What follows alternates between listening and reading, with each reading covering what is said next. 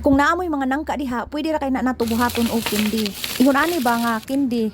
Paborito gid ni nato sa unan no kanang mga ubi kindi, mga durian kindi. So mao ra ni sila. Kung ganahan mo mahibaw unsaon paghimo ani, aw magsugod dayon ta. Kani ako ang gamiton kay frozen ni siya. So waton lang ni nato nga mahilis kay dugay na gyud kay ni siya sa freezer. Murag wa gyud kinahunahunaan ba unsay buhaton ako ani niya. So karon magamit na gyud ni siya. Ato sa ning pinuhon ang ato ang nangka, ato sa ning i-puree. Kung magamit og blender kay mag-add lang og gamay nga tubig. Kani ako kay pure gyud ni wala ko mag-add og tubig. So ingon ani na siya kapino or kasmooth ang atoang nangka niya. Magbutang lang ta og oil or butter sa atoang baking pan para mauna atong butangan ini kaluto na sa atoang nangka candy or jackfruit candy. Nagbutang day ko diri og 1 cup sugar nya 1 cup nga kato atong gipuree nga nangka. Nya duha ka sachet sa powdered milk bisan unsa nga powdered milk inyong gamiton pwede. Nya 2 teaspoon nga butter. Nya mix lang na nato. Ato lang siyang ukayon. Nya human kay waton lang ni nato nga mubukal. Diha ta magsugod sa tuang timer kung mubukal na. So 10 to 12 minutes ang atuang paglutoan ni sa medium heat. Kung pananglitan nag-add mo og gamayng tubig, nagamit mo blender kay extend lang gamay ang atuang pagluto diha. Dili kay ni siya kusog nga kayo atuang gamiton diri nya sigihan na nato ukay para dili masunog ang ilawom. Dili mo pilit ba?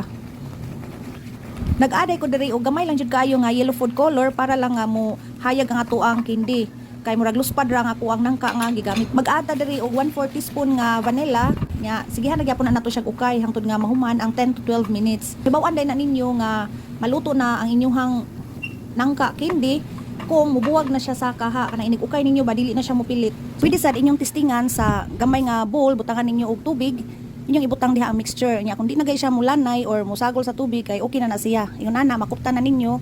Murag firm nang iyahang texture ba. So pwede na siya haunon. Inighikap ninyo kay humok ra na siya. Ana tanawa murag ang ubos niya kay dili na kayo siya mopilit. Nga i-off na nato ato ang stove diha, iniguman sa 12 minutes, i-add nato ang another nga duha ka sachet sa powdered milk. Bali upat ni ka sachet ang ato ang nagamit diri tag 33 grams ang usa. Nya ana mo lang na nato og butang para ma-mix nato og tarong di ta maglisod. Ami gid kayo niya ang atong nangka candy kay sakto gid kayo ni siya sa pagkaluto. Nya ang iyang texture kay sakto gid kayo mao gid niya ang akong gipangita sa ingon ani nga klase sa candy. So kung paborito ninyo ang nangka o para ni ninyo. Kung may ingon-ani na gani kay balhin na nato sa tuang giandam ganihang ibutangan nato og butter nga baking pan kani lang akong gigamit kay murag dali ra siya i-plain ba. Dali ra siya ikatag. So ato lang na siyang i-flat, i-plain lang nato nya butangan nato og oil or butter ang ato ang spatula or bisan unsa nga inyong gamiton. Kung magamit mo luwag butangan lang ninyo gamay nga oil para dili mo pilit niya sayon ra siya i-flat or i-spread. Nya sa gidakon sa inyong candy kay depende ra na ninyo. Ang ako kay ginipis ra din ako nya gigagmay.